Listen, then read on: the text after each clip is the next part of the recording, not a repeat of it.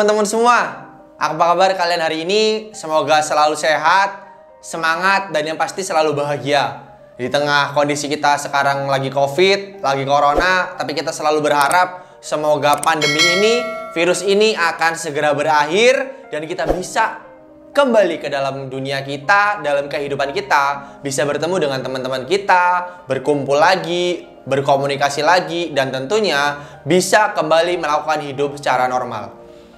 Hari ini saya akan membahas satu hal yang sangat krusial, sangat penting, di mana ini jadi salah satu permasalahan yang sering banget dialami oleh siswa, terutama siswa kelas 12. Hari ini teman-teman yang berada di bangku kelas 12, baik itu SMA, SMK, MA, ataupun sekolah-sekolah sederajat lainnya, pasti sudah memikirkan tentang bagaimana keberlanjutan setelah kalian lulus. Saya selalu tanya nih dengan teman-teman semua, kalian mau kuliah atau mau kerja atau mau seperti apa gitu?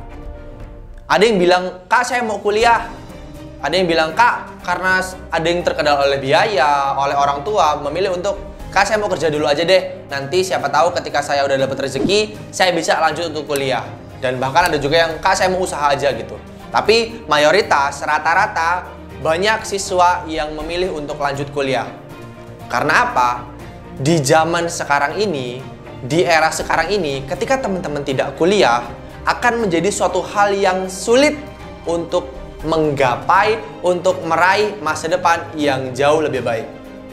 Mungkin ada yang berpikir, Kak, banyak kok orang-orang sukses dulu yang nggak kuliah, bahkan nggak lulus SMA, atau bahkan cuma SMP, atau bahkan lulus SD doang, tapi dia bisa sukses.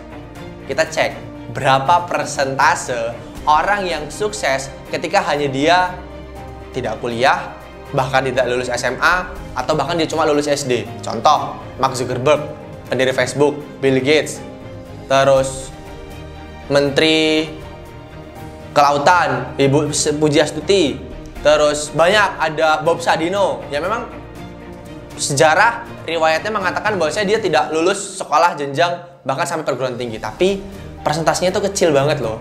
Dan cek, apakah teman-teman perjalanan hidupnya, kerja keras hidupnya sama seperti orang-orang yang sukses ketika mereka tidak memilih jalan untuk kuliah atau melanjutkan pendidikan. Itu penting untuk menjadi koreksi diri kita, untuk introspeksi diri kita. Nah, yang paling banget sering dirasakan, yang paling krusial adalah hari ini siswa kebingungan untuk memilih jurusan. Penting banget loh untuk kita tahu jurusan apa sih yang cocok dengan diri kita. Karena saya pernah baca ada salah satu artikel yang mengatakan 70% siswa di Indonesia itu salah dalam memilih jurusan. Oke, 70% siswa di Indonesia salah dalam memilih jurusan. Bayangin ketika kamu nanti daftar kuliah, keterima dan salah jurusan, bakalan banyak problem, justru akan banyak masalah yang akan kamu hadapi ketika kamu sudah kuliah. Satu, tidak enjoy karena terbebani dengan suatu hal yang kita tidak sukai. Yang kedua, ngerasa nggak nyaman karena kita harus menjalani sesuatu yang memang kita tidak pernah sukai dalam hidup kita. Dan yang paling terakhir adalah kita akan sulit keluar dari zona yang memang kita tidak sukai, yang memang membuat kita tidak nyaman. Ketika kita sudah lulus, akhirnya kita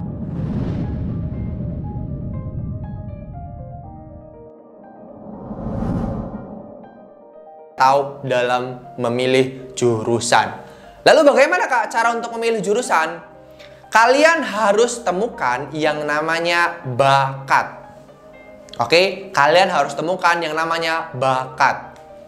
Bakat ini beda loh sama hobi, beda loh sama suka, beda loh sama minat.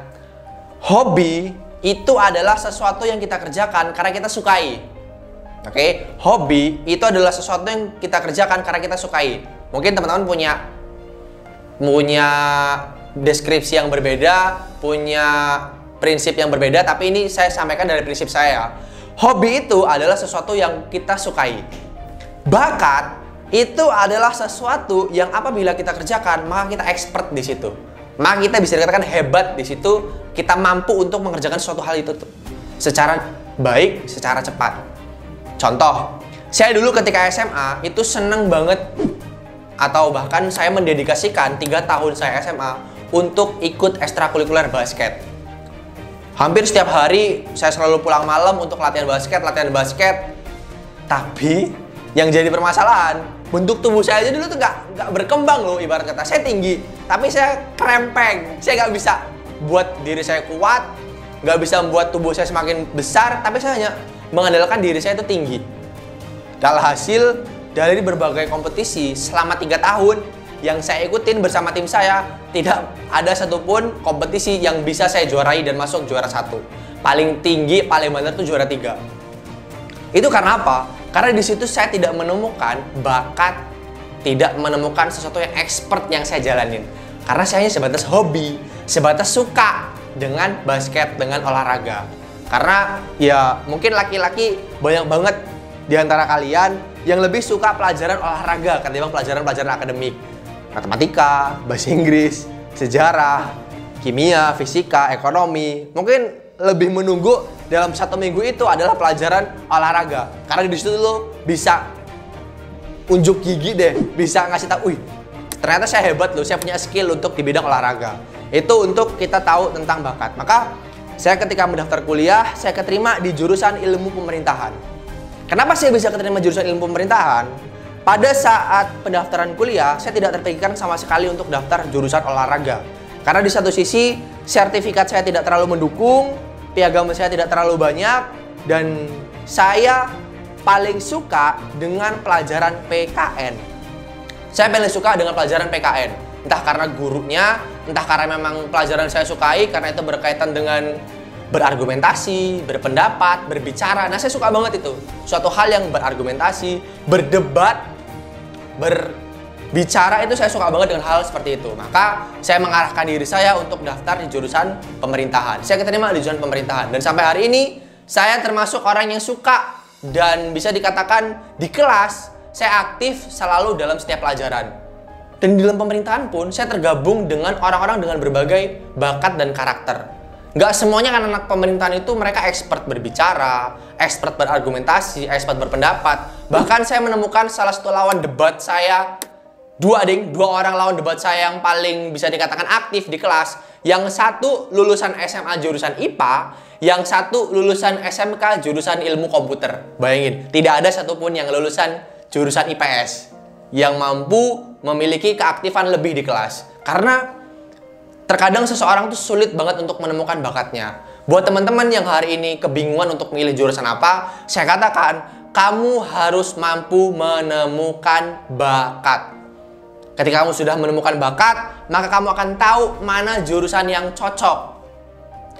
Bakat pun harus teman-teman bedakan sedetail-detailnya dengan hobi. Maka saya selalu tanya dengan teman-teman semua, ketika ada yang curhat, ketika ada yang ngobrol, diskusi, saya tanya, kamu sukanya pelajaran apa di sekolah? Saya suka kimia, Kak. Saya suka biologi. Saya suka matematika. Saya suka sejarah. Saya suka bahasa Indonesia. Oke. Yang kedua, kamu kalau di sekolah suka atau aktif ikut organisasi atau ekstrakurikuler apa? Nah, dari situ kita bisa menemukan mana yang sinkron dengan diri kita, mana yang sinkron dengan bakat kita. Belum tentu nilai besar terhadap suatu pelajaran itu bisa dikatakan bakat. Misal kalian punya pelajaran nilainya besar di matematika, bisa jadi karena gurunya enak dalam menjelaskan, bisa jadi karena gurunya enak dalam berkomunikasi, sehingga teman-teman maksud paham. Ketika matematika, akhirnya teman-teman mengambil jurusan matematika. Dan maka yang paling penting adalah teman-teman cek apa pelajaran yang kalian sukai dan mana pelajaran yang kalian expert atau hebat di mata pelajaran tersebut. Yang kedua, cek apa aktivitas, apa kegiatan yang teman-teman ikutin dan teman-teman expert di bidang tersebut. Serta satu hal lagi, apa hal yang paling teman-teman cepat selesaikan ketika teman-teman mengerjakan hal tersebut. Karena ada beberapa orang juga yang suka terhadap musik, seni, gitar, piano, tapi dia takut untuk mengambil jurusan tersebut. Karena orang tuanya berpikir, mau ngapain kuliah jurusan seni, gak ada masa depan. Padahal saya katakan, no. Semua jurusan punya peluang yang bagus, punya peluang yang baik ketika kamu mampu mengetahui bakat kamu di situ. Contoh, saya selalu bilang, ada salah satu anak dari sekolah di daerah A, dia suka banget main organ. Bukan piano ya, organ. Kalian tahu pemain organ? Tapi dia kembangkan bakatnya tersebut dalam channel YouTube. Saya lupa nama channel YouTube-nya apa. Dia kembangkan dalam channel YouTube dan channel YouTube-nya lumayan berkembang, penontonnya lumayan banyak karena kita tidak bisa pungkiri banyak orang yang suka dengan musik-musik keramik, banyak orang yang suka dengan musik-musik DJ. Jadi belum tentu loh jurusan yang kata orang itu masa depannya suram, bisa jadi itu justru malah expert, malah membuka peluang yang besar untuk diri dia. Olahraga, apakah semua olahraga itu harus jadi atlet? No. Olahraga itu bisa jadi pendidik, guru, bisa jadi atlet, bisa jadi entrepreneur atau pengusaha. Bayangin, di era sekarang ini, di mana era banyak penyakit yang keluar, banyak penyakit yang merajalela, pandemi, COVID, olahraga adalah hal yang paling penting untuk kita kerjakan. Karena itu untuk menjaga imun daya tubuh. Bayangin ketika kalian bergelut di bidang usaha, olahraga, kesehatan, banyak banget peluang yang bisa kalian ambil, banyak banget insight yang kalian bisa terapkan. Contoh lain, mungkin anak-anak IPA cenderung pengen masuk ke kedokteran. Cek, kedokteran, kesehatan itu banyak cabangnya. Belum tentu kalian expert ataupun jago di kedokteran. Kedokteran pun ada bidangnya. Ada kedokteran umum, kedokteran anak, kedokteran gigi, kedokteran wajah, dokter bedah jantung, dokter dalam, itu banyak loh spesifikasinya. Belum lagi kalau kita berbicara kesehatan, ada gizi, ada farmasi, ada analis kesehatan, ada kesehatan lingkungan, kesehatan masyarakat, ada perawat, banyak cabang-cabangnya yang teman-teman harus mampu mengetahui bakatnya secara spesifik. Jadi saya katakan, mau ngambil jurusan apa dek? Kedokteran. Kedokterannya apa? Gitu. Dan teman-teman juga harus mampu membedakan antara keinginan dengan kemampuan. Bisa jadi hari ini kalian memilih jurusan A karena ini keinginan kalian, tapi ternyata kalian tidak mampu dalam menjalaninya. Maka untuk mengetahui bakat itu membutuhkan suatu sistem yang benar-benar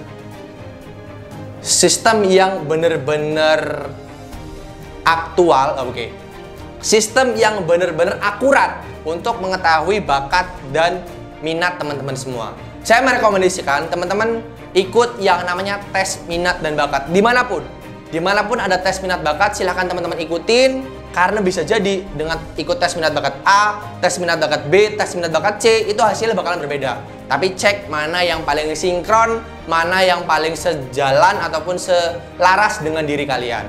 Karena penting, bakat akan menentukan masa depan kalian untuk kuliah, untuk memilih jurusan, dan jurusan akan menentukan masa depan kalian dalam dunia pekerjaan. Maka dari itu, penting untuk kalian mengetahui bakat kalian sejak dini, karena tidak ada waktu lagi, tidak ada waktu yang panjang, waktu semakin sedikit untuk kalian menentukan universitas dan jurusan apa yang bakalan kalian tuju. Selamat berjuang, silahkan temukan bakat kamu dari sekarang.